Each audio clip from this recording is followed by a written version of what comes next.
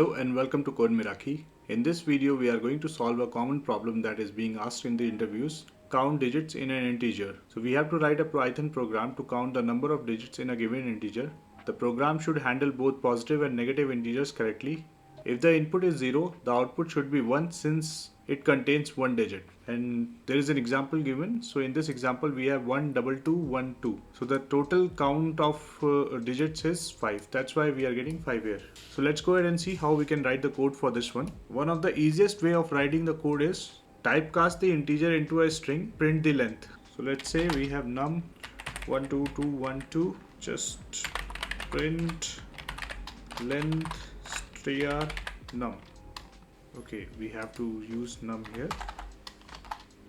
Alright, so see, we have got the output as 6, and if we calculate the number of digits here, 1, 2, 3, 4, 5, 6. But this code will not be accepted by the interviewer because they want you to implement a logic behind it. So let's go ahead and see the logic. We will write a function with the name count digits, pass the number as an argument. We have to create a count and set it to 0.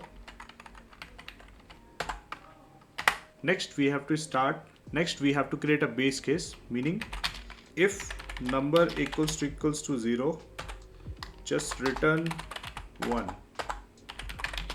Now if the number is not 0, then what we have to do, we have to start a while loop, and it will keep on running till the time number is greater than 0. And in each iteration we will reduce the number count. So how we can reduce it? We can just do num equals to num divided by 10, and then in each iteration we will increment the value of count and then return the count in the end. Let's go and execute it.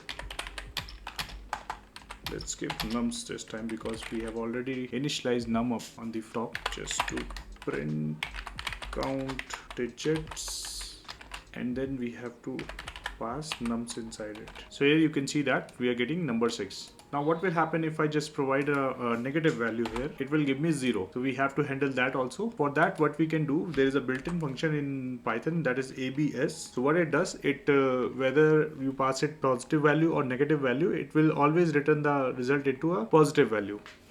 So we can just do num equals to abs num. Now you can see that even though we are providing negative value, we are getting correct output. In this way, we have learned how to count digits in an integer using Python. So in this way, we have learned how to write a Python program to count the number of digits in a given integer.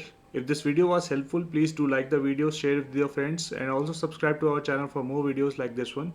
Thank you for watching. Have a great day.